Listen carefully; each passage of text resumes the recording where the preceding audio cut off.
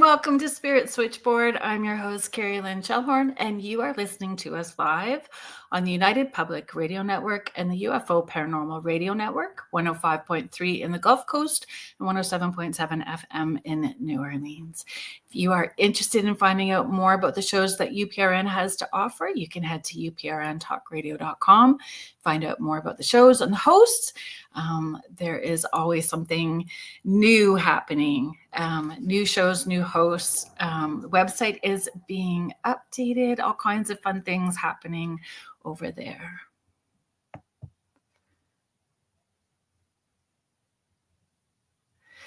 So sometimes we have a bit of trouble with some of the social media sites, particularly Facebook. So if you are leaving comments over there, they're not showing up here. Sometimes they don't show up. So I would encourage you to head to any of the YouTube channels. So the Spirit Switchboard channel on YouTube, the UPRN channel, and if you comment over there, then we will be able to see them here. Oh, James, hi. Wiz is in the house. You know, James, I saw your comment this morning. It was kind of a crazy day this morning, so I didn't get in there and chat with people or say hello in the way that I normally do. Hi, Denise. Thank you for being here. It's good to see you guys. So over the summer, a social media post came under my radar, and it sparked this deep dive. And I'm so excited. As soon as I was researching and reading, I knew that I wanted to have today's guest on the show. And I was so excited when I got the email response back saying that she would love to be on the show. So I'm very excited to share with you guys. There's lots. And when you get when you're going to vibe with someone and the conversation's probably going to go super fast and it feels like you're not going to hit all the things, I have to keep reminding myself to stay grounded so I don't go too squirrel on Red Bull today, because there's so many things that I want to talk to our guest about today. Julie Dow, thank you so much for being here. Joanne Belisario, hello. Mish, hello.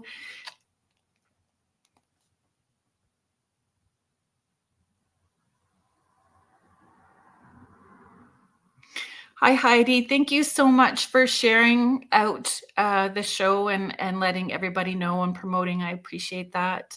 Mish, it's always great that you show up. Mish is our friend in Australia. Pretty soon we'll all be talking about coffee. Hi, Sandra and Randy. Thank you so much for being here. It was really nice seeing you guys on Thunder Bay too. The Lake Superior Paracon this year was it was so great. The speakers were fabulous. They were wonderful. And it was so great that it was a 2-day event this year. So we got more of an opportunity to meet with everyone that came. It was a little more relaxed, busy, full for sure. And it had a nice flow to it. So it was nice seeing you guys. And, maybe we will get to connect in British Columbia. I've got it on my mental vision board that maybe 2026 will be the year that I get out to BC with you guys.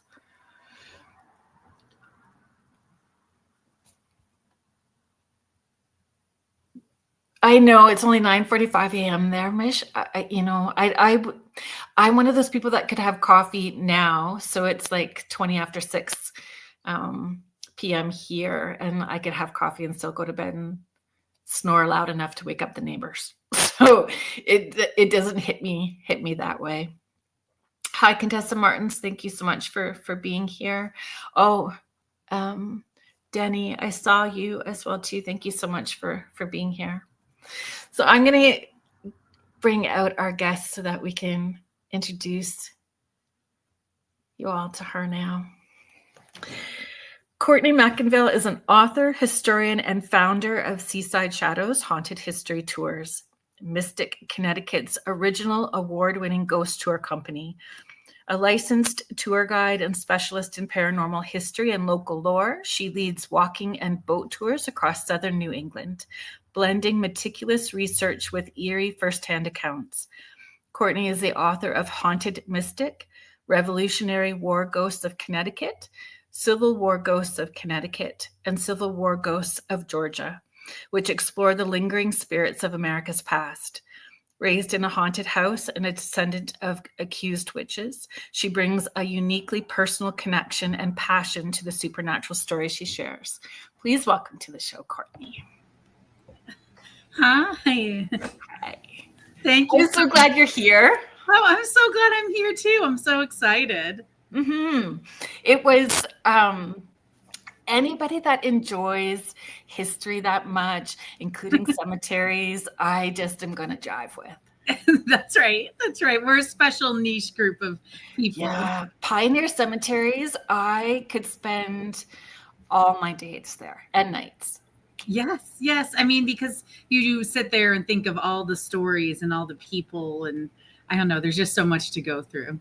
Yeah, and it can be a divisive thing, though, like polarizing for some people that don't that are not comfortable either investigating or touring through cemeteries that you know. And I always remind folks there were so many people that immigrated to North America that still they were trying to bring their family here and died before they brought their family here or died alone here. The stories and history, and if their spirit's lingering, they do want to connect.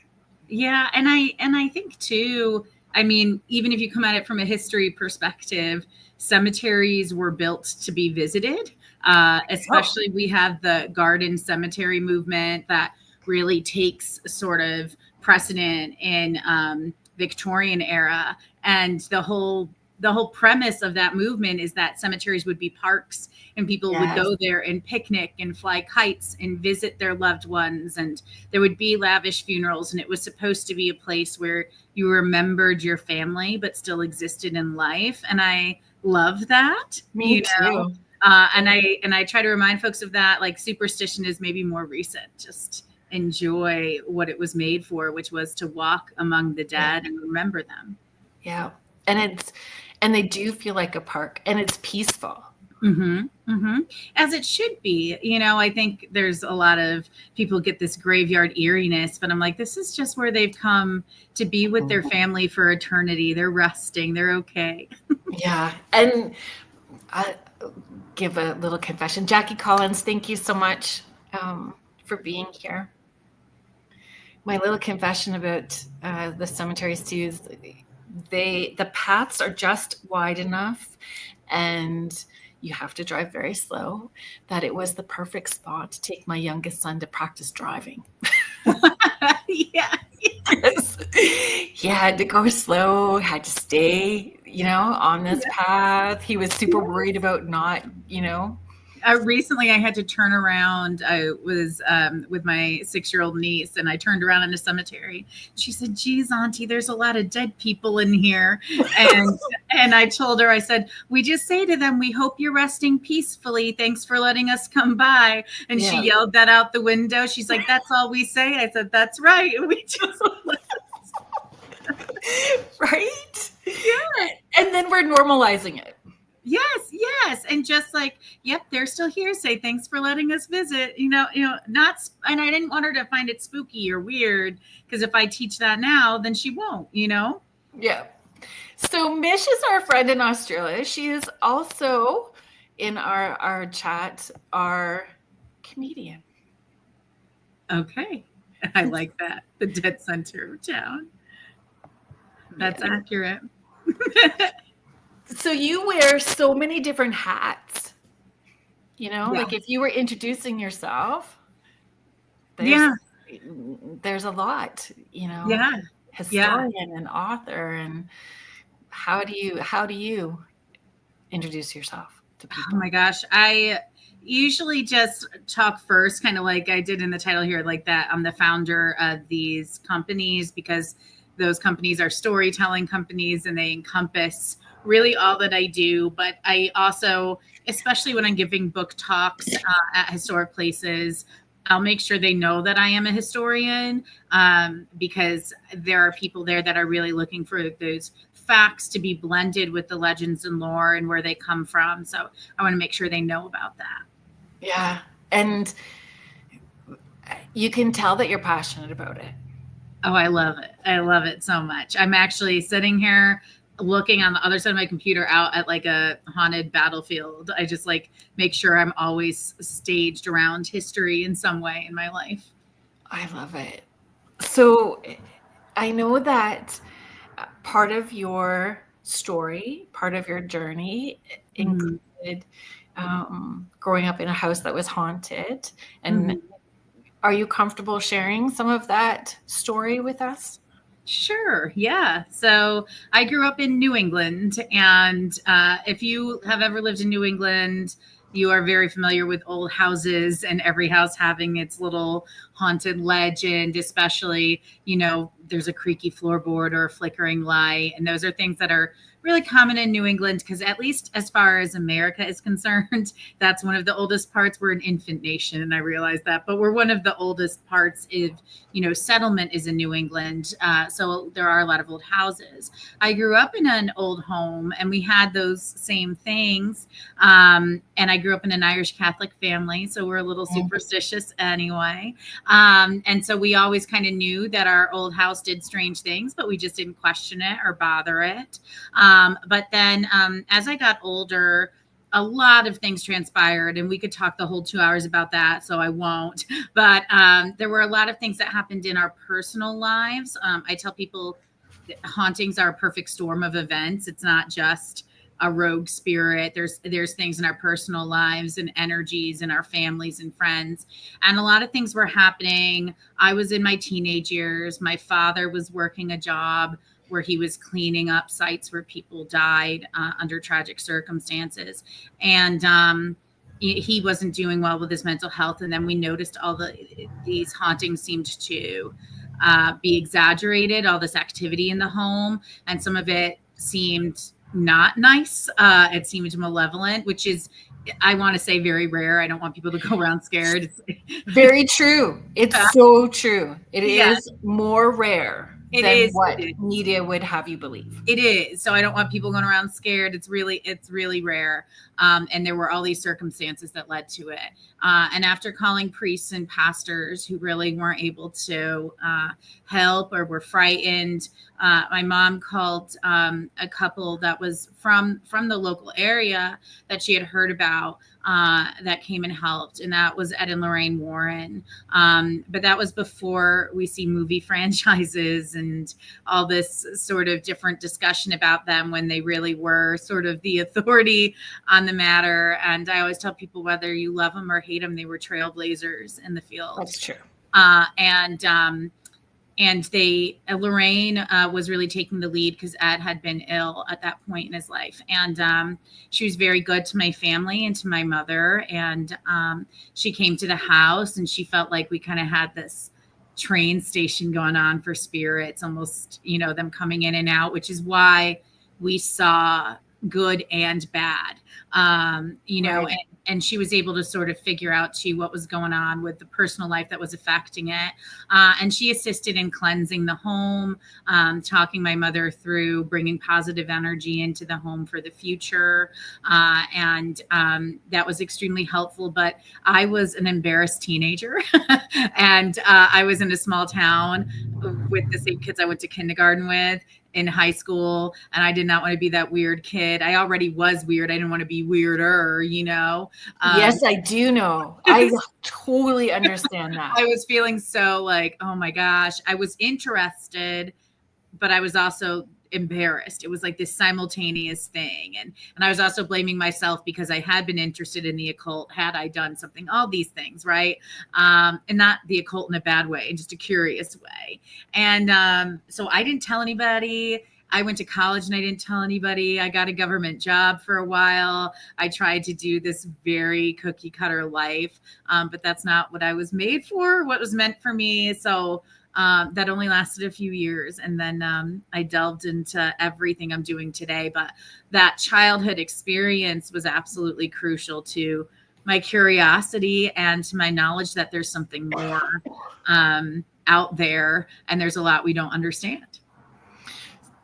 And moving into what you do now and leading people to places that have a history of folklore and hauntings, and yes, you know that would help you understand and have confidence with your own boundaries and understanding how to maneuver through fear and so that you were confident in bringing people through who may have those. Can you talk about that? Oh, 100%. So a lot of people tease me. They're like, what's the scariest thing you do? Or what's the scariest place you go? And I'm like, none of them scare me. So, and not because there is an activity or things that I can't explain or scary legends. There's all those things, but I'm not scared because I have changed the trajectory ever since I grew up in a house that had a mix of things. I have made sure I have focused on human stories and keeping spirit alive and connecting in a way that ensures their memory and honors them.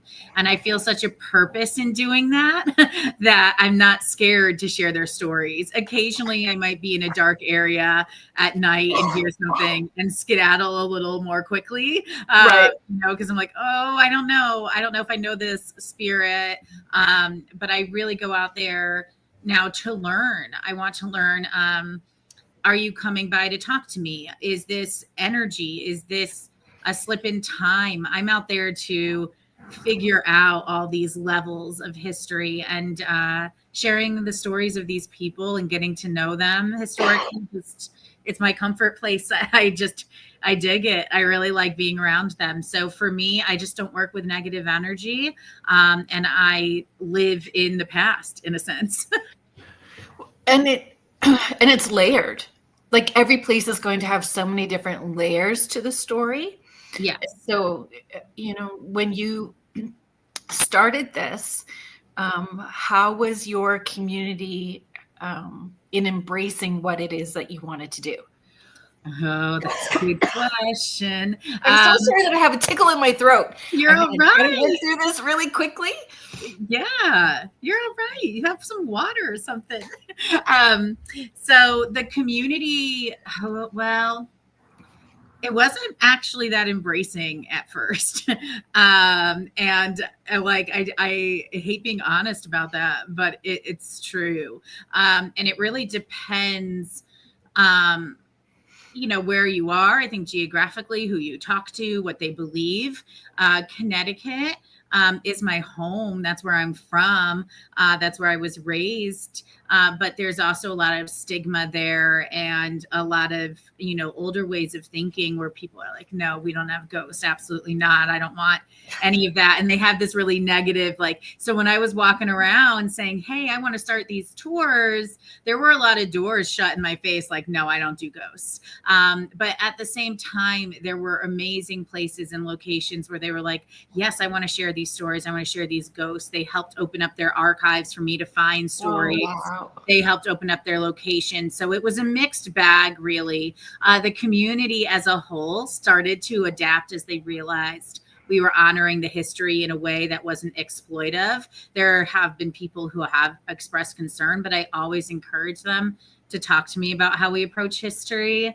I've had kind of a recent like culture shock because I've started tours in a location down south, and I expected that community to be a little bit more conservative when it came to spirituality, just because of the nature of where we are in the Bible Belt and everything. But I have found this community to be the most embracing community to the paranormal and the folklore, because it's in the foothills of Appalachia. This is something that is part of their culture. And I think what I also love about it too is I found that people in this region of the South, they have been documenting ghost stories for hundreds of years. That they're not hiding from it. They're like, no, this happened. And it's a melting pot of cultures there too, right? Yes, because you have to remember, in the Appalachian Mountains, you have the Scots Irish, who have their very spiritual beliefs. You have the Germans, who also had a lot of fable and folklore. I mean, look at the Brothers Grimm, but they also have these unique beliefs. You have that coming here. You have the former enslaved population from Africa and surrounding areas, and their belief systems, and their belief in haints and sort of this voodoo and hoodoo. And you have that combining with the Irish, Scottish, German folklore in these areas, especially in areas where people didn't have a lot of money. These people are together a lot of times sharing these stories, and this belief system is adapting. And I think that's part of what makes it so fascinating. And then to top it off, you had the Cherokee, who were very spiritual, residing here. A lot of people were mixed, European and Cherokee tribe. And so just combined those cultures, and you get just sort of this, effervescent spiritual bubble that has carried forward. And I've always been fascinated by that, but I think it's really neat and makes it extra haunted in a way. I would agree with that. And do you not find that everybody has a ghost story though? So they may, in front of folks, say that they don't want to discuss it, or no, they don't. But then as you're slipping out the door, they're going to pull you off to the side and go, so I do have this like one time. Oh, 100%. My favorite is a lot of times older gentlemen on my tours, they'll look skeptical from beginning to end, tell me that they don't believe. And I'm like, it's okay. I just want you to have a good time. You don't have to believe or not believe anything. I'm just going to tell you the stories, right? But my favorite is at the end when they, A, tell me they loved the experience, but B, tell me that they know something or they had an experience, and the stories either reminded them or made them feel comfortable enough that, hey, a lot of people do, and this is actually a cool thing, not a bad thing. And so I'm trying to like pull that back so that people don't feel the stigma I had when I was growing up, where I was so embarrassed in my teenage years to be the girl in a haunted house. Now I want everyone to feel like, hey, it's okay if you had an experience and you don't know it. You don't have to define it. You don't have to be a full-fledged skeptic or believer. Just go through life with an open mind and take in what comes to you. And that's enough. That's enough. It is. And there's almost like you can feel that energy shift when they do share, like this surrendering into, and this, okay, now, somebody is just holding space. No judgment, just holding space. Yeah. I tend to ask gentlemen when they come out to my events if they were voluntold or if they volunteered. Yeah. I love that. that. And either way, I'm glad they're there, and hope that they have a positive experience. Exactly. And I feel like I'm blessed in the sense that I get to work with both sides. The spiritual side is very like goddess, female power. The history side, I work a lot more with men in general. We see that history is a much more male-dominated field. So I feel very blessed that I have something in our experience to offer both men and women who are looking for something, and hopefully they both benefit from it. One of my favorite movies, there's a quote where the girl says that men see things in a box and women see things in a round room. And I've always felt like when I talk to my guests, I can really see that, and there's nothing wrong with either, but you can see how their mind experiences things. Yeah. The different perspectives in it. Yeah. More of a black and white, literal, A plus B equals C versus this more sort of gray area and less fine lines when you're talking with women, and but that's what makes it beautiful, and that's what makes it more authentic when they both have something that speaks to them. Was there a defining moment when you decided that your passions and interests were going to create this business? Oh my gosh. Yeah, I think so. So I was working for the government up in Vermont after I worked in DC. And I had always grown up. My father was a history major. My mother was a teacher. So I'd grown up quite a bit with history. My dad also read me Stephen King books, so I always liked spooky things. That's so fun. My sister tells everyone, I'm 7 years older than my sister, and my sister tells everyone that I made her scared of everything because I used to read her Pet Sematary when she was like 6. Fall asleep at night. Dramatic, but also now I look back and I'm like, all these little things made me who I am, right? My bedtime reading from him was like, Southern history books about the Civil War. So fancy that, or Stephen King. And then my mom was, she was the teacher. She was reading things that helped us learn how to read stories, making sure we had, Harry Potter come in the rotation, magic, all these things. She had our room Disney-fied. And so we just really had this really funny dichotomous, pair, but they definitely all influenced me. I think, when it came, I'm still evolving in what is like my favorite parts. But when I first was starting this business, I lived in Vermont. I knew I had wanted to be a writer as a kid. I knew I wanted to get back involved with everything. I had no idea how, because I was living in such an in-the-box lifestyle. And I took a date with my husband one night on a ghost walk in Burlington, Vermont. It was called Queen City Ghost Walk. And the founder, Thea Lewis, was giving the tour. And she was this just totally magnetic, fantastic storyteller. She wrote books, and I thought, I love her, and she's living my dream.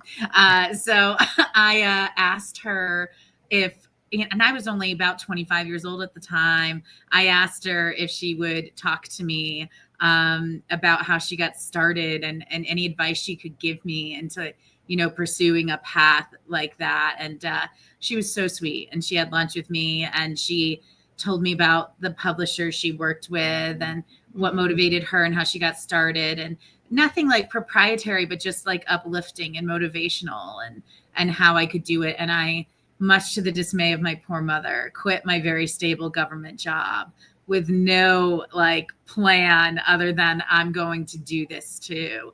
And I went back to Connecticut, and I started Seaside Shadows, and I started writing books. And then as the years went on, I felt for a variety of reasons, I just kept getting brought to the American Revolutionary War in my research and in my stories. And I wrote about that and really fell in love with that time period. And then during COVID, and sort of my dad had passed, and I was sort of connecting with his legacy. I took myself on a pilgrimage to Civil War battlefields that he would have loved. And it was very emotional, but it also inspired me to get back involved with that side of it too. And so with that, even when I go on vacation, I visit battlefields, I've always felt this weird tie into spirits who died in war and war-torn places. And I felt that I was helping to be a voice for their story. So that all sort of connected in a weird way and put me in this very niche place of where I am. It's amazing. It's amazing. And when it's in alignment with what you're supposed to be doing, it just becomes this magical thing. Yes. And I think for our moms, in that, I think that we live their inside, what who they are on the inside, wish that they could just jump outside of the box as well too. Yes. I know my mom has said that I scare her. And I like that I just leap and I do these things. Yes. My mom worries about that too. I mean, my mom taught for 37 years. And she'll joke with me. She's like, Courtney, my mom wanted me to be a teacher. I became a teacher. I just didn't question it, like Yeah. she was of a time too, where you kind of did follow these more career driven paths. This is what's, I'm supposed to do. And I think it was more a mix of maternal worry. Is Courtney going to be okay living this untraditional life, or is the world going to eat her alive? And then it was also like, I don't know what the plan is. You know what I mean? Like, what does a career look like when you're self-employed? And when you're looking at that from a perspective of someone who's worked decades in a career, it's of course baffling. And I didn't know. I was in my 20s. I didn't have defined answers to ease her mind. I was just like, no, we're just going to do it and we're going to try, because you only live once and I don't want regrets. And they gave you such a beautiful foundation of curiosity and seeking information and wonderment. Yes. Really, they gave you this beautiful foundation that we get to benefit from now. I agree. Storytelling and with your book. Thank you. I remember once I was sitting with my therapist after my dad passed, and I was talking about how, I missed getting to tell him what I was doing with my career, and having him see it, right? Because there was a lot that was fraught at the end of his life, and he didn't get to see what I got to do. And I was feeling guilty about that. And she was like, Courtney, didn't you just say that your dad read you history books and scary books? I said, yeah. And she goes, and haven't you said that he used to just take you on walks and tell you stories? I said, yeah. And she was like, what are you doing for your job? I was like, oh my gosh, like I didn't put it together, and on the side of my mom, she's my biggest fan now. Like, she will promote and share everything. She'll show up at a tour if I need her. She'll sometimes tell a story and get involved. It's really cute and I love it. And she'll tell everyone my daughter has this award-winning business. And so she's fully just immersed in, but I can understand why it was nerve-wracking in the beginning. But I couldn't be who I am without either of them. So that's right. And it's a beautiful thing when we can watch our children doing what brings them joy. Yeah. So I'm sure for her, just watching you be who you are and share that authentically from your heart space is, joyful for her. I think it is. She always talks about me being happy, and I laugh because she's an artist too. So her house is very colorful and all these things she creates. And you walk into her house and you see all of this color. About prime center is a bookshelf with my history books and these historic figure faces in the middle. And I just laugh. She's like, yes, people notice my books. I'm like, I'm sure, because her aesthetic is so opposite, but she's supportive, That's so amazing. Do you, if this is too personal, then you can tell me. We're bypassing, right? Okay. Do you feel your dad every once in a while when you're on those tours? Do you, we all talk about signs and symbols. Has that come out for you during a tour? Yeah, more, I would say, in Georgia than Connecticut, simply because he's from Georgia. So that was another thing too, so my mom's family was from Connecticut, and my father's family was from Georgia. So that kind of explains both sides of my work as well, and hitting those ancestral roots. But he was from an area called Macon in the center of Georgia. And the last couple of years, the Historic Macon Foundation has had me give talks on the Civil War and things like that in the area.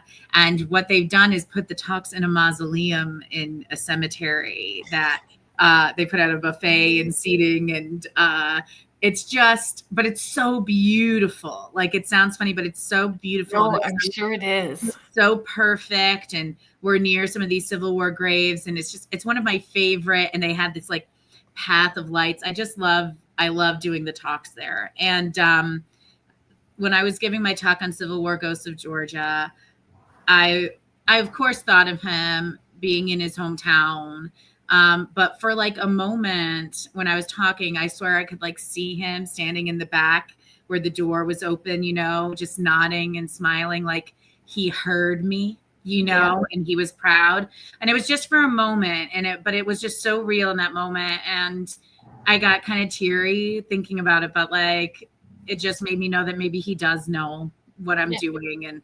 And occasionally too, when I'm driving around researching and it's like one of the people he liked, I'll like feel like he's like in the passenger seat or something like that, like coming along. Yeah. So it's not all the time or anything. No. A lot of people think like, oh, don't you connect all the time? Like, no, but it's like just maybe when I need it. Yeah. And it's the synchronicities. Like that's how I find it. It's these magical synchronicities that just make everything fall into place. Yeah. Yeah. That that somebody's helping you out. Yeah. Yeah. I remember the other night, a few weeks ago, I was driving through the battlefield and they've been closing down some of the roads. And so I got like lost and I didn't put on my GPS for whatever reason. And I was like, oh my gosh, I'm getting a little creeped out. And I asked for help. And then I found the right road, and a song that he used to like sing to me came on the radio. And I was like, oh, thank you. Like sometimes just stuff like that where you're like, thanks so much. Like you can't prove it, but no.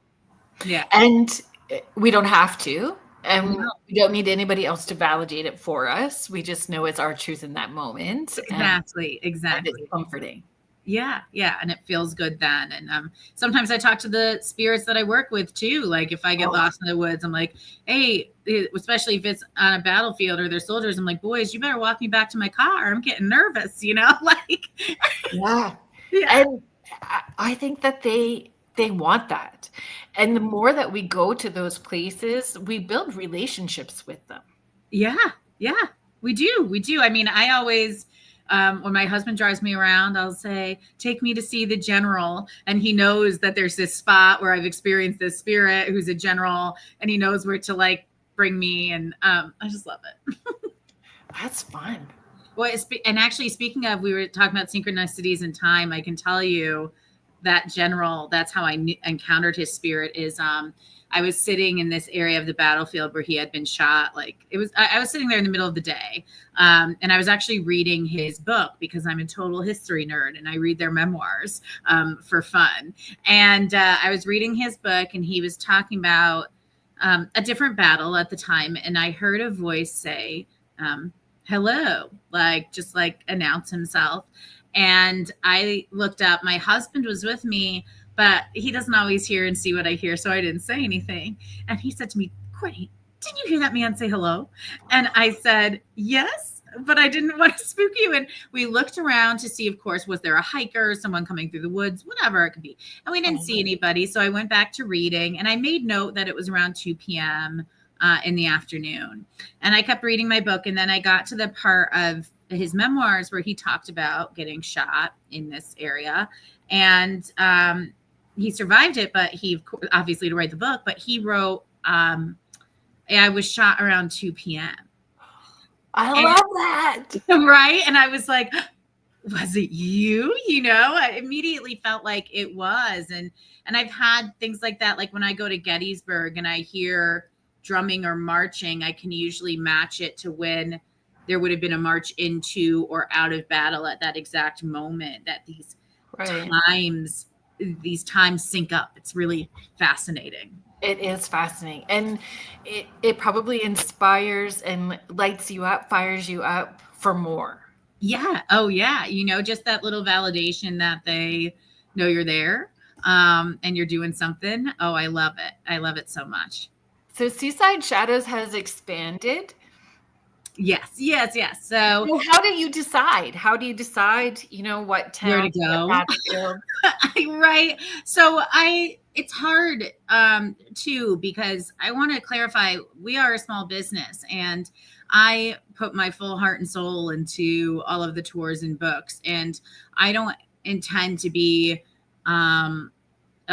sort of a chain that has locations everywhere that I can't manage or have a pulse on. It has to be something personal. to me that I've worked on. So Seaside Shadows started to honor my home in Connecticut where I was raised, and has expanded into a graveyard there that features a lot of Revolutionary history, which I love. And we still operate there. I have an amazing team of storytellers who have been with me for years and years that I've personally trained. So we're still there. When I was writing Civil War Ghosts of Georgia, sort of on that Civil War pilgrimage of spiritual connection, I was traveling all throughout the state, and there was this town that kind of, if you think of it, if you think of like haunted Civil War towns, liken it to Gettysburg or Antietam, Sharpsburg, Maryland, Harper's Ferry, places like this that have a rich history and a small town that comes with it. And there was this place called Chickamauga, and it has the largest battlefield in America, the first battlefield park in America. And it had the most fascinating history and the cutest little town, but not a single tour or anything that was sharing this history. And I wrote about it, and it ended up being half of one of the volumes of my Georgia book. And I just kept feeling like this place needed to be shared, or it was going to be forgotten. I was like, this needs the attention the others get. There were 35,000 casualties here. Who's going to remember these people? And so I was blessed. I had these things sync up. This Airbnb host that I always stay with introduced me to a wonderful friend of theirs who introduced me to the town, who toured me around and invited me to give tours here, and offered us a storefront. And it was one of those times where I almost tried to talk myself out of it. Like, oh, what am I going to do? How do I do Seaside Shadows and this new location? How do I bridge 1,000 miles? How do I make both happen? And I was pacing and talking to friends. And one of my friends, who's a ghost tour operator out of Orlando, said, Courtney, you'd be stupid to say no. Like, you just would. Like, this came to your lap for a reason. You have to say yes. And she goes, and this is a really cool opportunity. And she goes, and you already wrote it. You already wrote it. You already know it. And I was like, you make a point. And so I said yes. And she's a great friend. Yeah. And I said yes. And my husband and I came to Georgia in July, started setting up, and I opened Southern Shadows in Chickamauga on the anniversary of the battle this year, September 19th. And so we're still here getting that off the ground. We've had some wonderful tours. We're working with an old mansion that was also a hospital during the war, and just doing some really great fun things, and still working with my staff in Connecticut. I'll be back in Connecticut next month with my friend John Zaffis. We'll be investigating an old mafia speakeasy that overlooks the ocean. I saw that advertisement that the tickets were up, and I was like, oh my gosh, that's fabulous. Yes. So yeah, that's what we'll be doing. I love it. And the Ghosts of Christmas Past, like, is that what it's called? Ghosts of Christmas Past, is that what it's called? Ghosts of Christmas Past, yes. Yeah, yes. Ghosts of Christmas Past. But I got super excited about that too when I saw that little advertisement, because everyone thinks that October's the spooky month, but it's not. It's not Christmas. Yeah. That's when ghost stories originally started being told. Yeah. Just even like doing what I do, working as a medium full time, I've always seen it that way. October, Halloween is just the door opening. Yes. Like leading up to Christmas is when it peaks. Yes. I mean, because it's all centered around winter solstice. And that's part of it too, is like, their solstices are the times of light and dark when the veils are thinnest. Christmas, it came from solstice tradition. And before Halloween really went through Western Europe, people were gathering to tell stories of the people they left behind at Christmas time, know. So stories by the fire. Yeah, that's right. It's in Christmas carols. I remind people of that. Yeah. Ghost stories by the fire. So your tours are known for like being history first, right? So yes. been no gimmicks, history driven. So history driven, yes. So what I find really important is I cannot tell you when I wasn't there at a certain time if the story is real or not. All I can tell you is the way it was documented and how it was told. So what makes it real to us, what makes it special, what makes Seaside Shadows or Southern Shadows special is that we are going to tell you the history that corroborates that ghost story. So if we get a ghost story, my job is to go research the history that supports it, find out if there is anything that happened that would lead to this haunting activity, that would lead to this folklore to be created.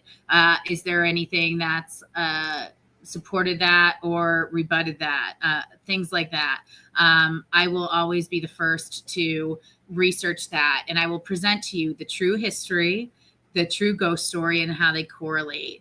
And one of the things that we've started implementing this year as well to show you how history driven it is taking old newspaper articles and things of that nature, and putting them out there, so that we're showing you on the tour, here's what was documented in 1881 when this resident encountered this ghost, or when this phantom train was seen in 1872. It was documented in this paper. So what was going on and who could it be? But we want to make sure you see that we're not making this up. This isn't AI generated. This is, Courtney is going to sit here and pour over history books and pour over interviews and, recorded legend and make sure it all matches.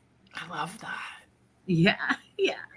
But it's funny, because it sounds like a whole lot of work, but when it's your passion, it doesn't feel like work. Oh, it's my greatest joy. I would say I much prefer, I much prefer doing research and reading history books than I prefer any other part of running business. I find the rest to be the dreary part. I love the ghost part. I bet.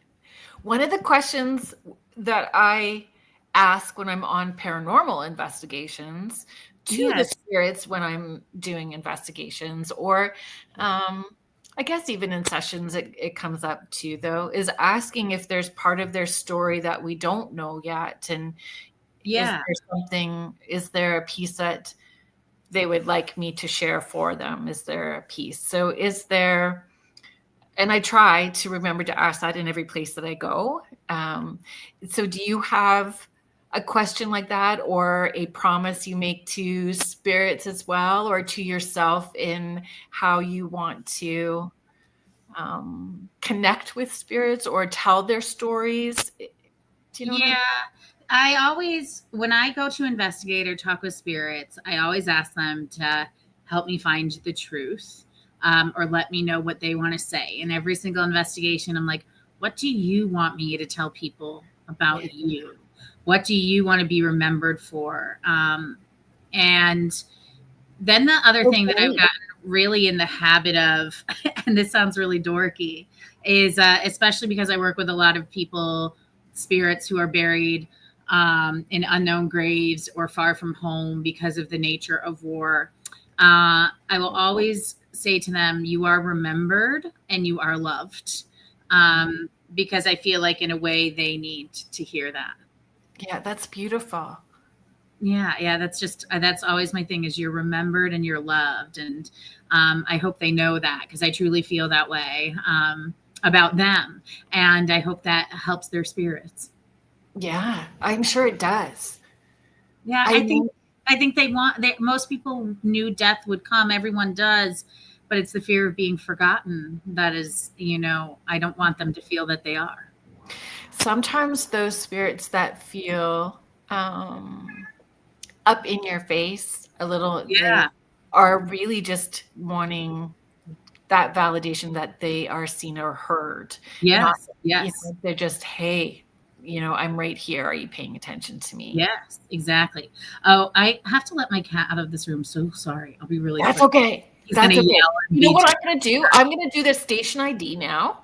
Okay, perfect. Time. Okay, perfect. All right. Yep. So But thank you everybody in the chat. Thank you so much for being here. If you are just joining us now, you are listening to Spirit Switchboard, and I'm your host, Kerrilynn Shellhorn, and you are listening to us live on the United Public Radio Network and the UFO Paranormal Radio Network, 105.3 in the Gulf Coast and 107.7 FM in New Orleans. If you're interested in finding out more about the shows that UPRN has to offer, you can head to uprntalkradio.com and find out more about the hosts, the shows. There is something for everyone. It's not all high strangeness and paranormal. There are all kinds of new shows happening, and the website is being updated. We heard there might be a chat, there might be a merch store, all of that kind of fun stuff happening. So thank you so much for being here. Sandra Cordick, I saw you. Good evening. Thank you so much for being here. Carrie Fast, hello. Thank you for being here. If I missed you earlier. Kathy Leighton-Lemire, thank you so much for being here. Sherry Madigan, hi. Thank you so much for being here. I think if I missed anybody, I'm really sorry. I think I got everybody.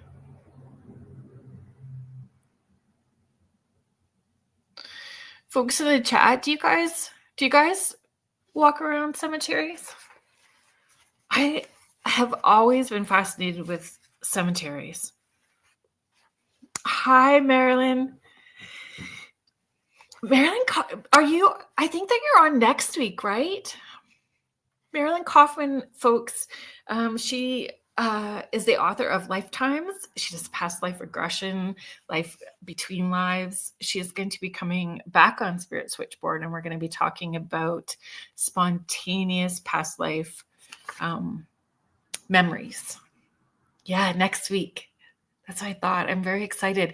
And you know what? I had a guest, or I connected with somebody, and they had that experience. So I was talking about you, and that you would be coming back on the show. So I'm really excited about that, Marilyn. I hope that she reached out to you. I'm glad, Kathy. I find cemeteries peaceful as well too. Contessa. Oh, you also lived in a haunted house. Oh, I can't wait. So maybe we can talk about that really briefly too next week, Marilyn. Contessa, I agree. The older the cemetery, the better. And the ones that sometimes you have to like walk through the ditch because it's hidden through the brambles on the other side, I'm all for those ones too. Yeah. Well, there's gritty stories in those because those are the people without money, right? So there's the farm stories and the stories of the forgotten that you can find. Yeah. And I always look when we go to a new cemetery to explore outside of the boundaries on the other side of the fence, because sometimes the property lines got moved, or there is people buried on the outside of it. So looking for those ones as well. Yeah. Oh, so Misha's our friend in Australia, so she's sharing. I liked how the old cemeteries had how they passed.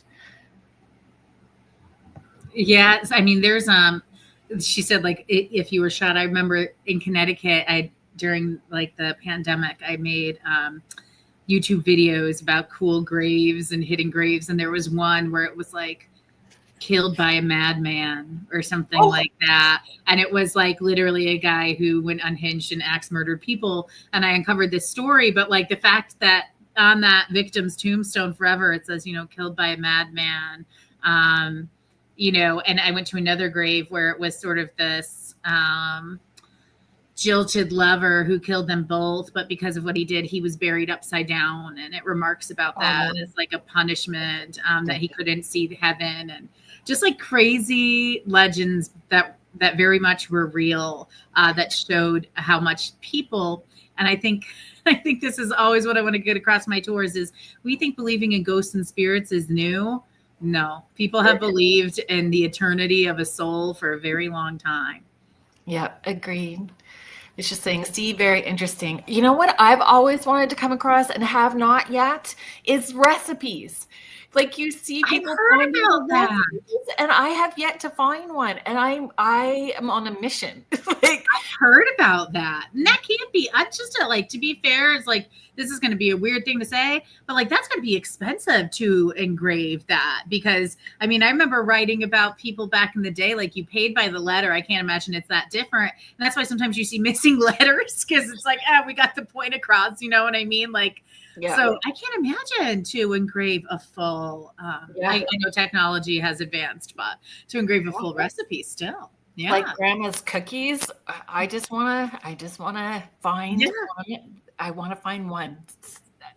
It would be so cool, right? Sometimes I think you can do it too. People put those, I've seen too, like a QR code, and you can scan it and it will show you like photos or memories of who that person is in their life. And I think that's really cool too. That is very cool. What would that look like though 50 years from now? That's what I think. I don't know. I told my kids I want to be cremated and shot off in a firecracker over Lake Superior. I because of the nature of my work, I'm always finding graves, and then that leads me to find their story. And so that kind of inspired me to say, I actually do want to be buried, because I want one day the idea that 200 years from now, someone will be like, who was she? What was her story? The way I do that. And I don't know. There's something about it. And even one of my favorite songs from one of my favorite bands is called Bury My Bones. And it's about being brought back home and following a trail to the stone, which is what I spend my life doing. I even got that tattooed like on half my arm. And so now I joke with people. Someone asked the other day, they said, bury my bones. I said, yeah, I come with instructions. There is, so I did it. I love doing this so much that when I did my talk last year at the Lake Superior Paracon, I talked about investigating cemeteries and why people should and how to do this ethically and that kind of stuff. So that was the talk that I did, and I showed this headstone this fellow had made, and it's a puzzle, and it's actually this very beautiful tribute to his wife, but it's a puzzle. So you have to really take time with his headstone to decipher the puzzle that he created on it.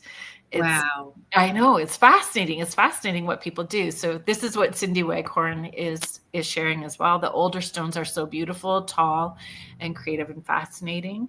I don't know. Cindy might be referring to obelisks, right? That kind of, they look like the Washington Monument of gravestones. And the fun fact about obelisks is that they were the sign of someone really affluent, because they wanted you to see them first, just like they did in life.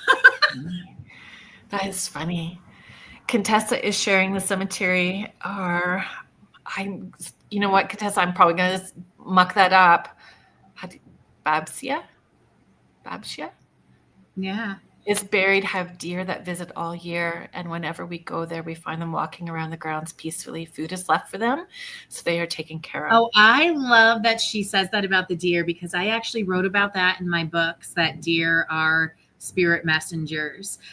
Because when I go to cemeteries very specifically, and I am like, where is this person buried?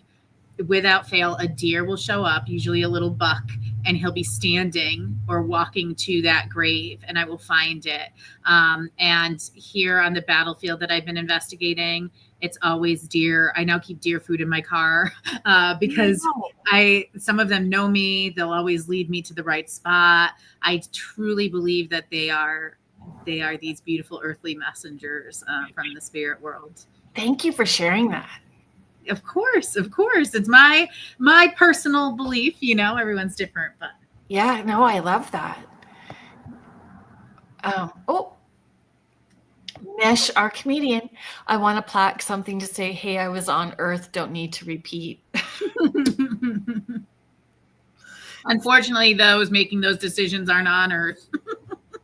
Yes. Carrie, you may be new to adventures, and not everybody has a fascination to walk through cemeteries, but maybe this will inspire you today. And it can be spiritual. It can be It can be a history lesson. Yeah. Parts of my cemetery tours, while we do spiritual legends, we also tell stories of some of the things that people buried there, but also what are these stones made of? What were these stone cutters doing? What were the practices for burial? What were some of the things they dealt with? Yeah, what does this mean?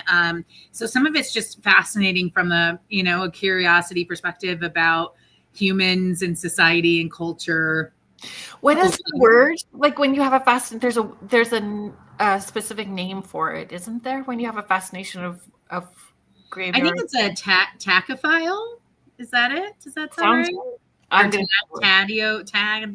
or tad, something like that. I forget. It's somewhere along those lines. I don't know. I probably should know if I am one, but you're a historian, so that's what we're running with. That's more than just having a fascination of walking through.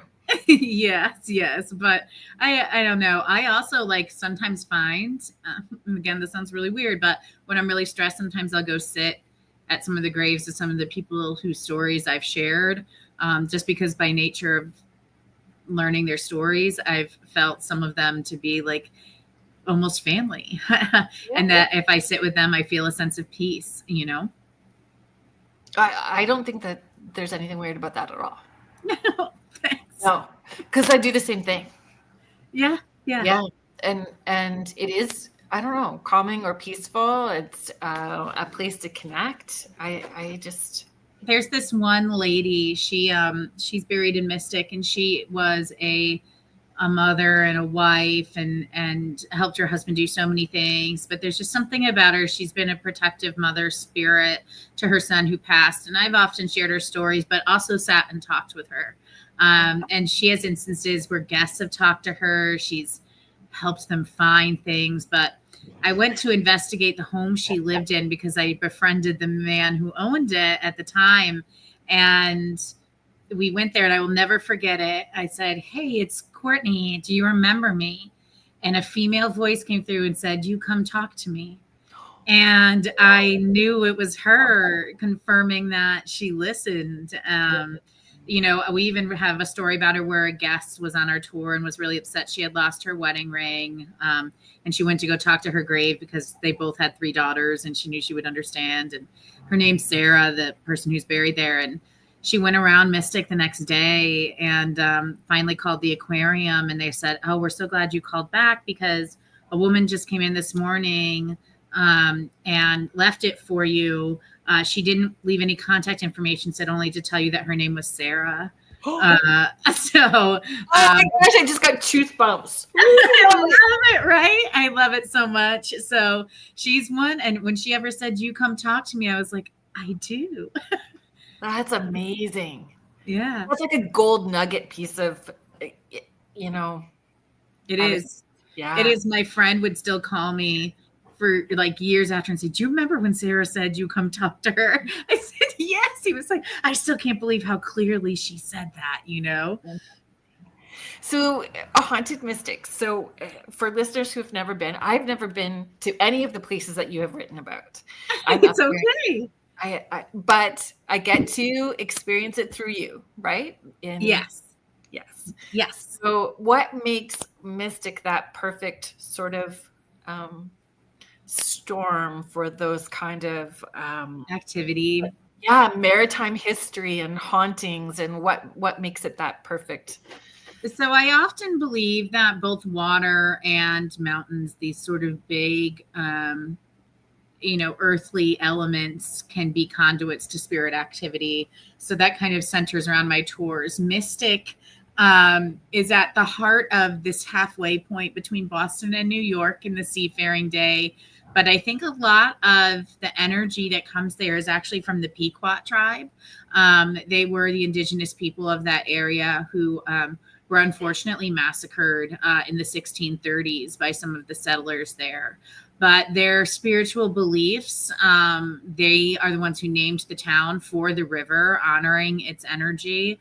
And what happened to them is death by fire. And Mystic has continually received mysterious fires since that event, usually at that time of year. So I do feel like that there's a big spiritual component that's coming from the indigenous Pequot tribe of Mystic. And then you pile that with some of the most notable shipbuilders that America had, shipwrecks off the coast near Block Island and Fisher's Island that were kind of like the Titanics of the New England. You had natural disasters, some really big hurricanes like the Hurricane of 38.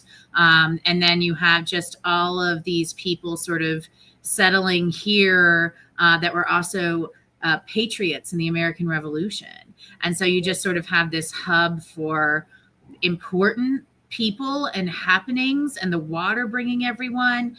And it's just sort of compiled into this beautiful mix of mystical energy in a town that's named Mystic. That's wild. And layered. Again, this layered history. Right. Very layered. Yes. And same where I am working for the Chickamauga tours. It's a lot of Civil War, but I'll also the Cherokee and the Trail of Tears and what happened to them, the railroad history, the mysterious train wrecks, the enslaved people and what they went through and their legacy. And there's just so much that can't be like, considered in just one person or one part of history. And I love peeling back the onion and all those layers, So the Daniel Packer Inn. Yes. That when I told you that there were people that opened their doors and welcomed me and embraced me from the get-go, it's Daniel Packer Inn. There's a woman there, Allison Kiley. She owns it. She's the manager. She's everything. She opened her doors to me and said, we need a ghost tour and we have ghosts. And she shared with me stories. And I even had experiences when I was interviewing her. It's a historic inn that was built in 1754 by a man who was a revolutionary patriot and his family. He was also a sea captain. They were shipbuilders. His ghost is very prevalent there, as he was a very amicable innkeeper who loved to host people, and he still does. And generations of his descendants did as well. There's a little girl there named Ada Clift. She was his great grandniece, and she passed there scarlet fever when she was 7. And she's been probably the most popular ghost there. She's called the Giggling Ghost, and so lots of people have seen her very vividly in the windows, or she seats them at their table, or they hear her playing. They have the fireplace start itself, but they're fabulous. And we do host a lot of events there. We're going to actually be doing in January, and we haven't gotten to announce it formally yet, is a Folklore by the Fire, where we're going to have the fireplaces going, and we're going to tell the regional folklore in the room that used to be Ada's room, and it'll be really great. Yeah. That's fun. So it's going to always be evolving and shifting. Does it, how do the tours shift? Is trial and error, what, and it would depend on each group too. Is it paranormal equipment, more history, more ghosty, sharing? Yeah, you'll see real experience. How can you share that? Oh yeah, and that's definitely something I've learned throughout the years as well.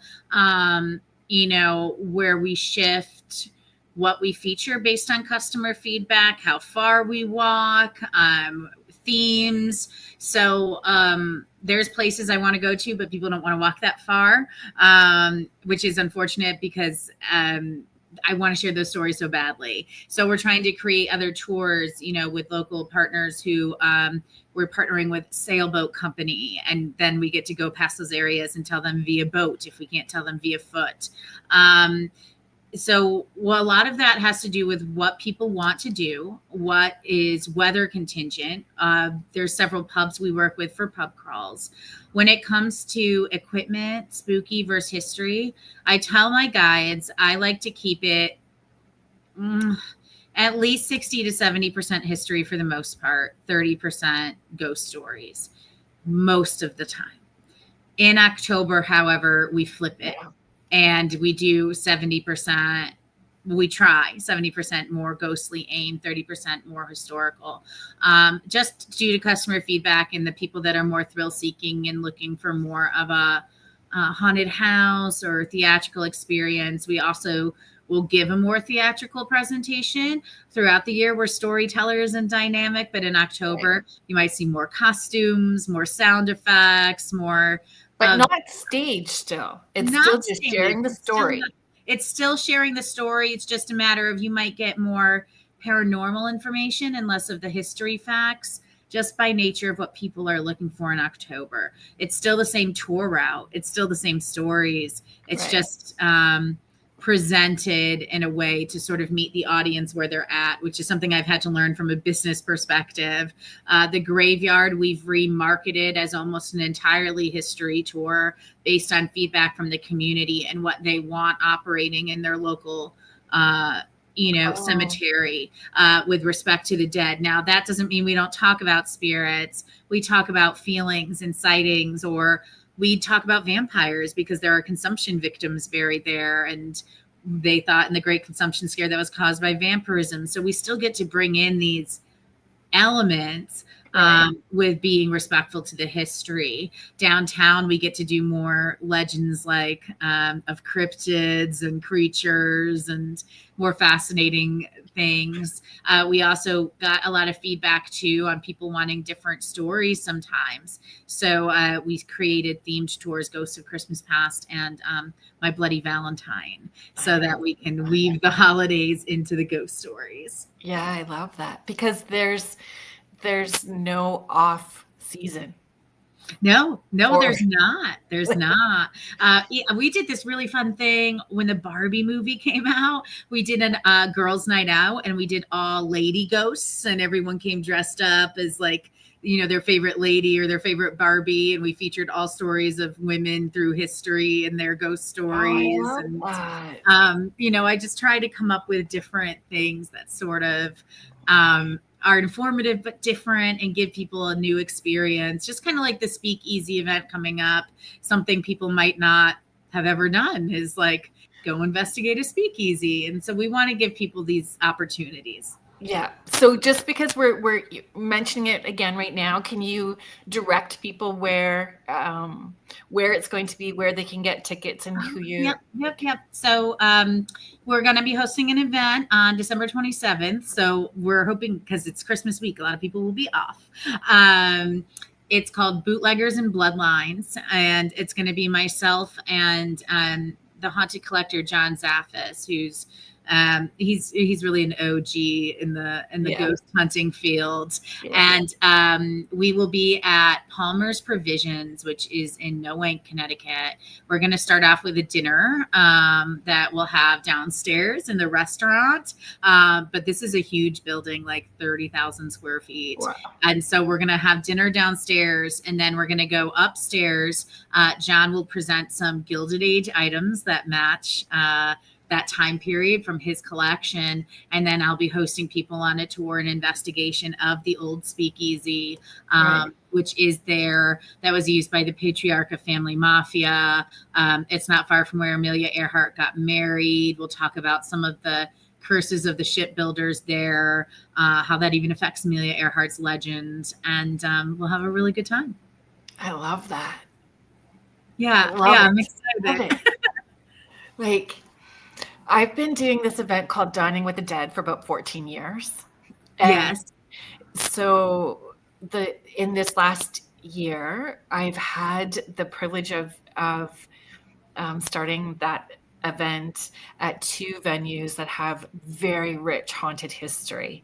And the first time that I was at the Coach and Lantern, I was just talking to the patrons about some of the history and all that stuff. And I said, I have always wanted, when I'm doing these Dining with the Dead events, for those spirits to like move a glass across the table or shut the lights off while I'm talking.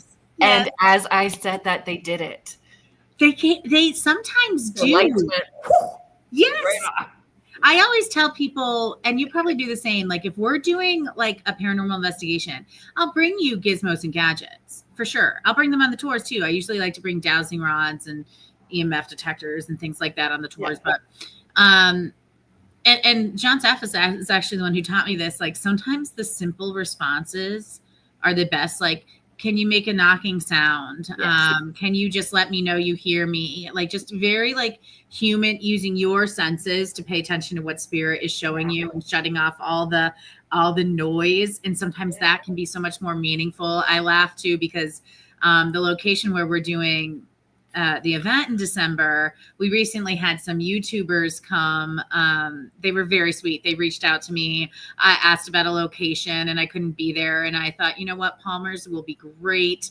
They can film a ghost hunt in there. And some of my guides went and, gave them the history, and they filmed an investigation. And during their investigation, I think the show was called The Paranormal Files. And I didn't realize they had such a big following on YouTube. They're super cool. And they're there and they're doing ghost hunting. But the owner of the establishment always said, in this room where the mafia had a bar, these glasses always break themselves. And lo and behold, in their episode, a glass comes off the shelf and smashes on the ground. And their shock is so real, but I just love that it just happened. Yes. There, it wasn't something they heard. Spirit did it, and I love that. I love that. Yeah. Wow. It was like the best. It was like the highlight of like the 14 years that I've been doing this, because they continued. And it was on response to some questions. It was like off and on, like 3 or 4 times. And it was just. I love it so much. My husband's been teasing me. I love dowsing rods, but dowsing rods are like very, like, you can make them out of clothing hangers. You don't have to have anything fancy or special. You can have whatever, right? But I try to tell people, like, yes, this can help you find a water source, but yes, it can also be sort of a divination tool. And so I just demonstrate how you ask spirit to show you yes with the crossing, and how you ask spirit to show you no. But that you always thank spirit for assisting you, right? Just go over this. And then I'm like, does anyone want to try them? And everyone's like, no, that was spooky. That was like, how did it know?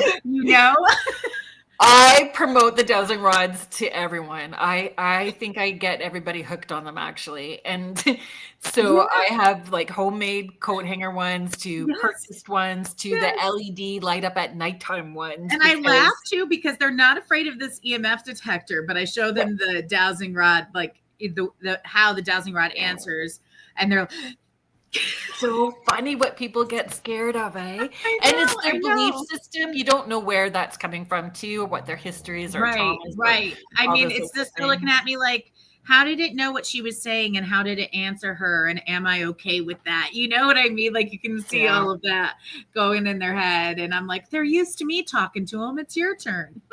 So do people share, like, do you have established rules with, like, they can take photos during the tour? Do they catch evidence? Do they share it with you? Do you share? Like, you want to talk about that? Sure. So I encourage people to take photos during the tour.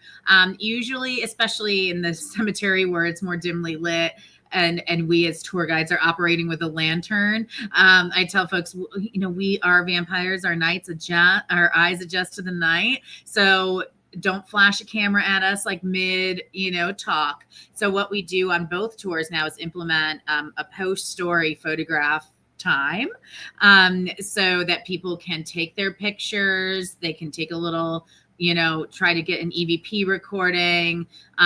They can play with the equipment we have, but it's like after each story. And then at the end, I always tell folks, like, send us your pictures. If we can debunk them, we will. People have accidentally sent us pictures of their own face they don't recognize in the dark.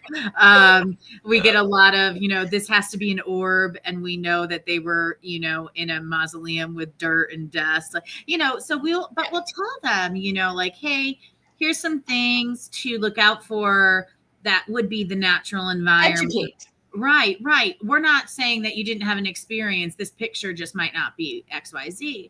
And then if it is something that, I will usually not just look at it myself, because I feel like there has to be multiple perspectives when it comes to producing evidence of any kind. Yeah. I will show it to my husband. I'll show it to my staff. I'll say, like, what do you see? Do you see anything? My husband's very practical. Like we said, men try to be a little bit more that way. Yeah. I'll be like, is there anything that could be? Once we deduce that we don't have anything that we're like, yeah, that's definitely a light or a bug or that person's face. I'll say, can we share it? And so we usually try to share some of these things on social media. I'll tag the person that shared it. I won't ever say definitively on social media because we know nothing definitively. But what I'll say too is, what do you see? Yeah. We had this guest, we see this, what do you see? And also throughout the tours, on both tours, the favorite part of the tours has become photo evidence. So we log it on our personal phones and tablets, and we bring those to the tour. And at the end of the tour, we show people the evidence we've acquired over the years from guests like them, or from people in the town who have sent us their photos. And we show them and we say, listen, like, these are some of the evidence from these places. Send us what you've got. We'll add them to our collection, because the camera really can show things that we can't see with our own eyes. And it can capture things. And sometimes, it's just that seeing is believing for so many people. So it adds a really valuable element to the tour experience. And it allows people to participate, which I want them to do. Yeah. Engaging, right?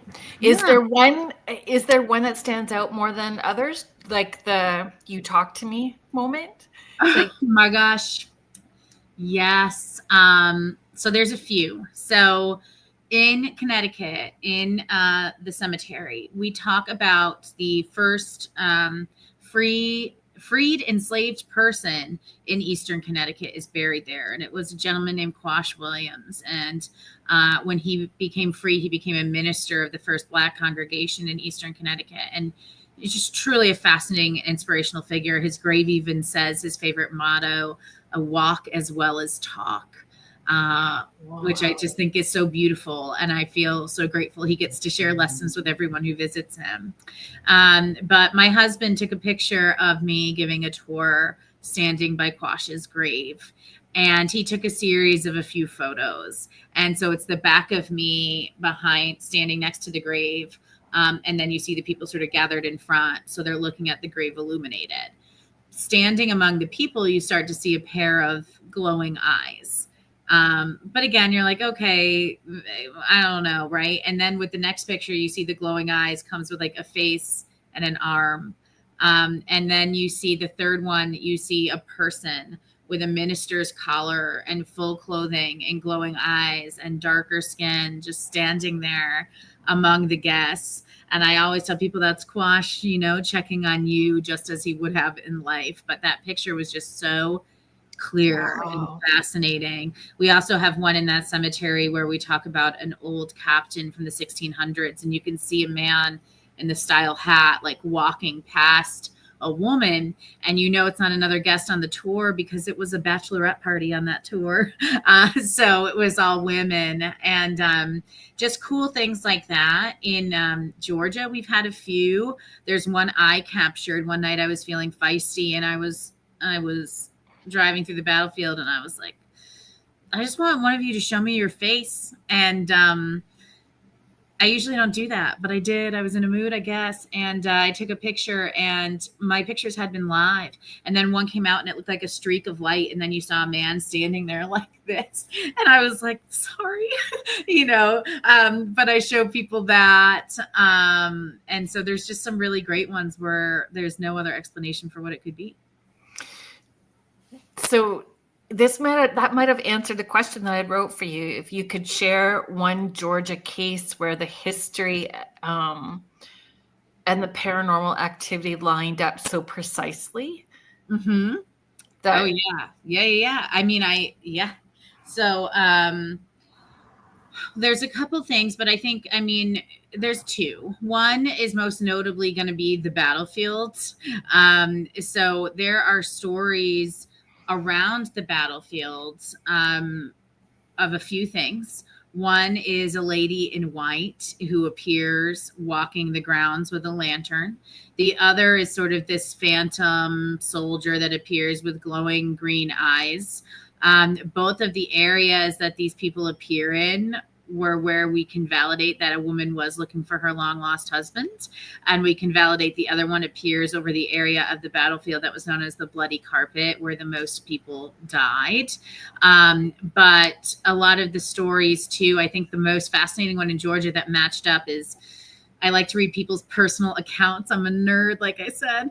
And there's this family called the Brotherton family in Georgia. And they were living in a cabin on the battlefield. When the battle began, they ran off into the woods, as did other local families, to hide in the woods, get away from the fray. They're there with their elderly and their children. So they're there for 8 nights because they don't know how long this is going to be. They come back home, and a lot of them, their homes were burned or destroyed. But the Brotherton family did have enough of the home to salvage. But they found that there were Union soldiers piled up around their house, as well as their horses. And they buried them in their yard. And the young lady, actually, of the home buried them and wrote about it and said, that they put the Yankees in the backyard. And now I've interviewed people who have no idea about that. I mean, literally no idea about that. But they are like, oh, I always drive by the Brotherton Road. And several locals have said, I've seen soldiers walk out into the road.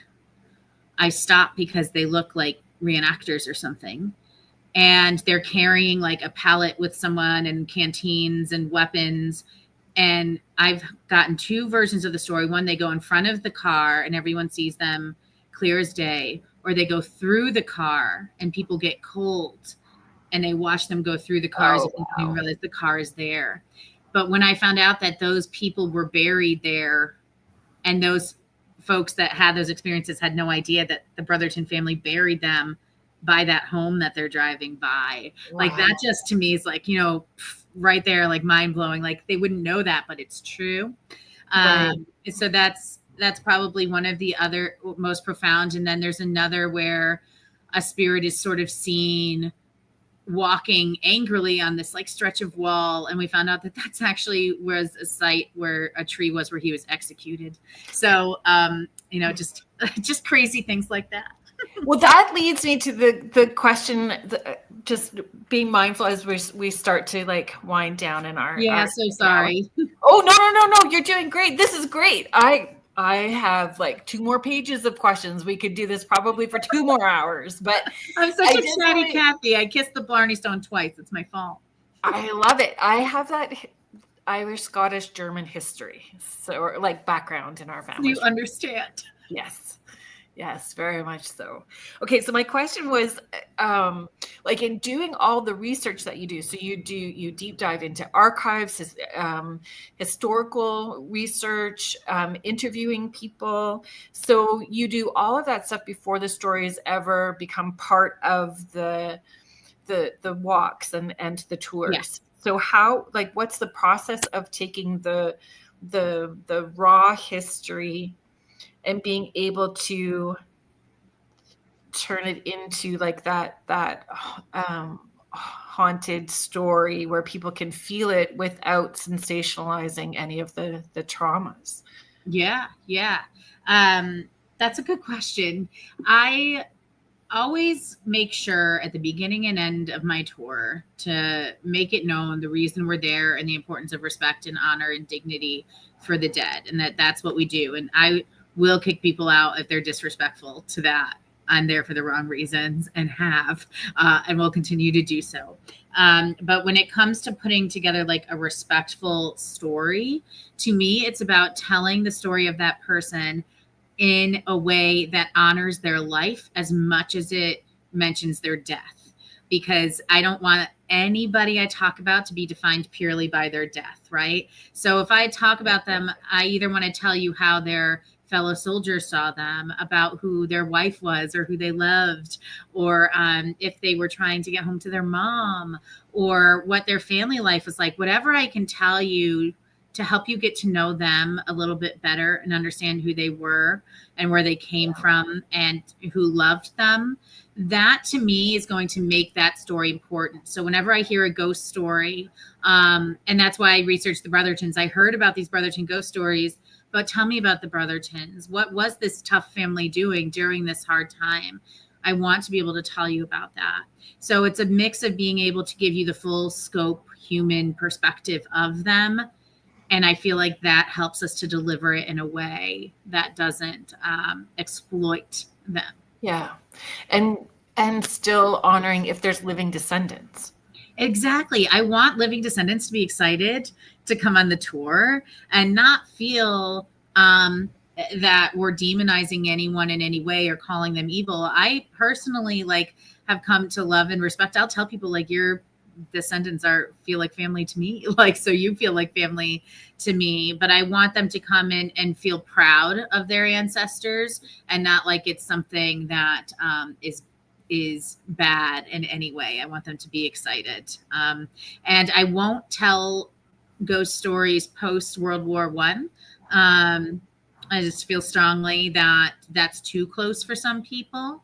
And I don't want them to feel like, hey, I remember that. I don't want you doing that in that way. We try to keep it of an older time to make sure that there's that respect there given and grace for the people who are still alive and remember.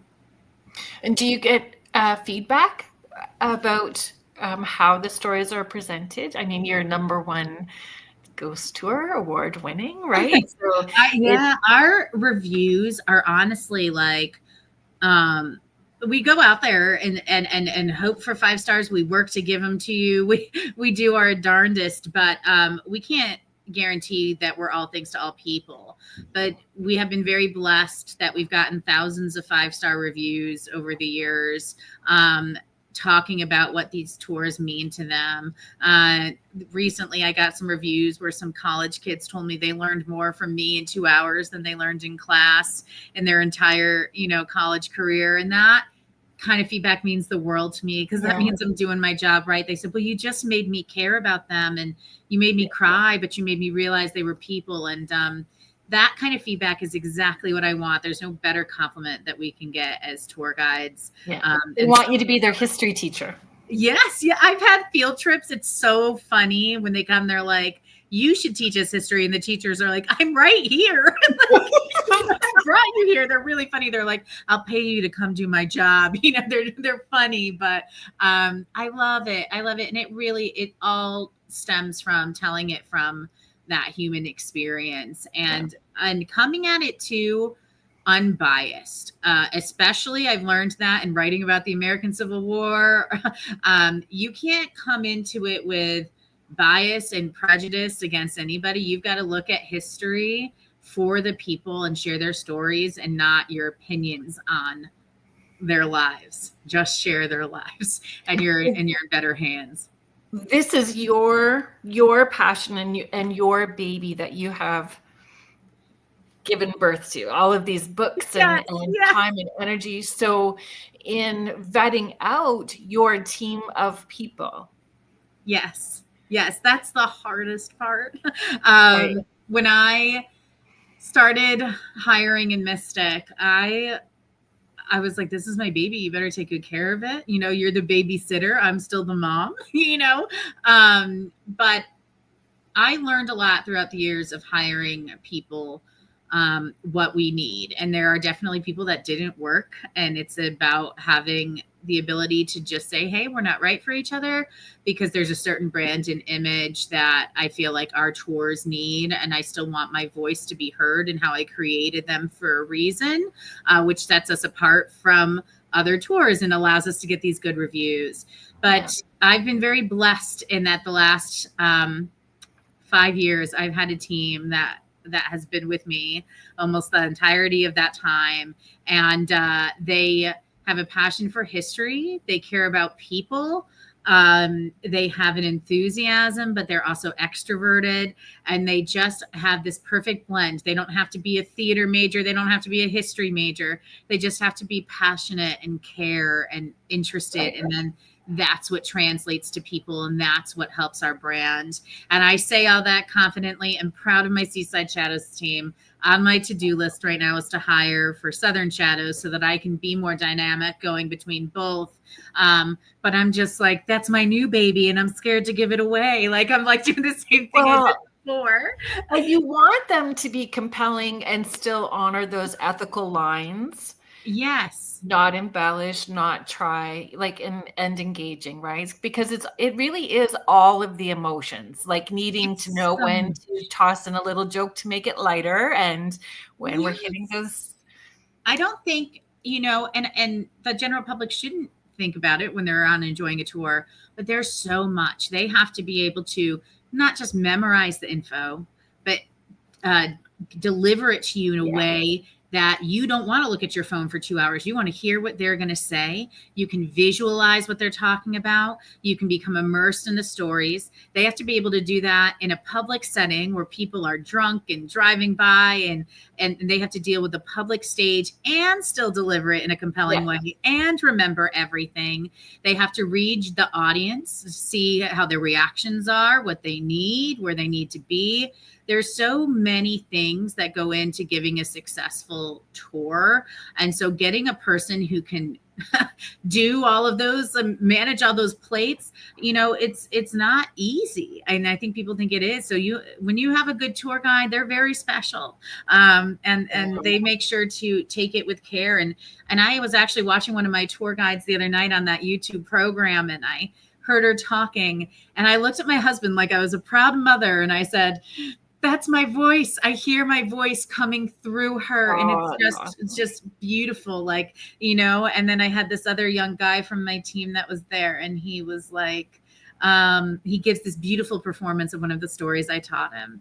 And then he goes, and I want to thank Courtney McInvale for the research and teaching me all of this. And they're just like, just seeing them out there doing that and hearing that, it just warmed my heart, I love that. It's love so that. I'm sweet. just going to bring this up for you. So, Randy and Sandy are from British Columbia. They're just sharing that you are great together. We've really enjoyed today. Thank you for this episode. Absolutely. Oh, yay. So I'm please, glad we're together too. ditto. Please take the time to find Courtney's. So there's two websites actually. Do you want to share some of the socials and where people can find? Yes. So there's my author site, CourtneyMcInvale.com. To be fully transparent, it's supposed to be updated by me, and I'm not the best website updater in the history of the world, but you'll still find my books on there and information about me. If you go to SeasideShadows.com, you will find all our information on our Mystic Connecticut tours, Ghost of Christmas Past, Downtown Mystic, the Mystic Graveyard, and the upcoming Bootleggers and Bloodlines event. And then if you go to SouthernShadows.com, you'll find all the information about our Haunted Heart of Chickamauga tour and our store.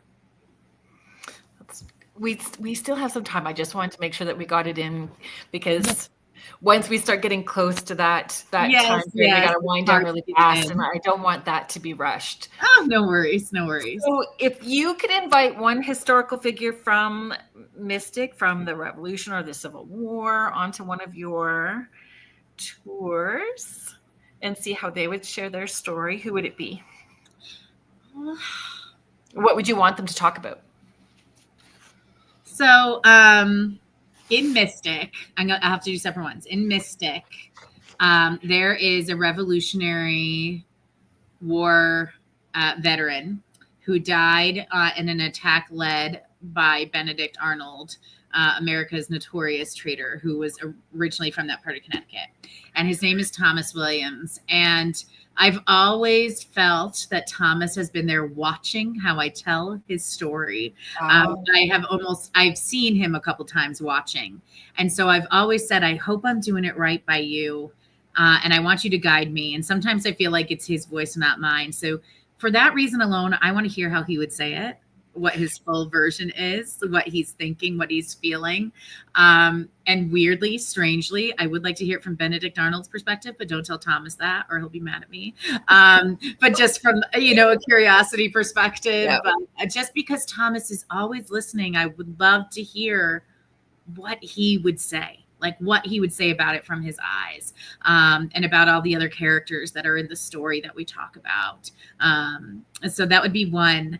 In Chickamauga, I think I would want it to be, oh my gosh, Probably General John Bell Hood, who is the general whose memoir I was reading and I heard. I've just had this strange fascination with him, and I've been even reading about his funny love life and how it inspired Gone with the Wind. But there's just something about him that it draws me to him. There's something about his impulsive nature, but being sensitive, but being too much, but not being enough. And I feel like he's just such a compelling human figure in that way, because I relate to all those feelings. And he just really went forward as best he could, but then had tragedy. And there's just something about him. And I think I would just want to, one, hear how he thinks I'm doing with his story, but two, hear his perspective. That's the other part, is I want to hear what he would say. Thank you for sharing that. Of course. So for folks that may never have the opportunity to hit Mystic or hit Georgia, but are fascinated with haunted history, how would you, some simple steps or things that you would encourage them to help them start exploring the layers of history in their own hometowns, like with respect and curiosity? What steps would you encourage them to start? I'm so glad you asked that, because you don't have to come to me to experience haunted history. It's around us everywhere, all of the time. Of course, I love when people come see me, but you always have history in your backyard that will draw you to it. I encourage you, we're going to go back to this, to visit some local cemeteries, and not in a creepy way, but just a way, write down the names of some of the families that you see. Some of the stones that stand out to you. If you see one of those big obelisks, write down that name. Who is that? And then go to your local historical society and start to look up some of these people. First, you might find burial records. You can go on an ancestry website. That can be really helpful. And you start to find family trees and who they're connected with. And then at that point, you can go to places that you've learned about, where they lived, where they worked, and you can start to interview people if it's a building, and see if they've had any experiences there. See if you can link that to the person that you've been studying. You can look at even street names. There's no coincidence. There's the names of your streets in town, the names of your buildings, the names of your newspapers. Those generally have people in them that were something in your area. And once you find that and find their story, you can find the places, and you'll see those legends just start to pop out at you. I find my favorite source for legends is usually like old newspapers. And old diaries. If you can go to old bookstores, sometimes like resale bookstores, people sell these old like diary books or things where people describe things, and you can find treasures. But old newspapers, old journals that have been published, that will give you a lot as well. Thank you so much for sharing that. Thank you for sharing time and energy and space with you're so sweet. Our listeners. And I encourage everybody to check out. So there's not one, not two, not even three. There's more books that you have written, and check out the other interviews that you've done. Like, you share so much, and thank you. I just love it. I just love it, and I just hope that passion is felt by other people when they are, reading or watching or visiting, whatever it is. I just want them to know that I truly love it, and I feel like all of this history and mystery is worth knowing, and that they love it too.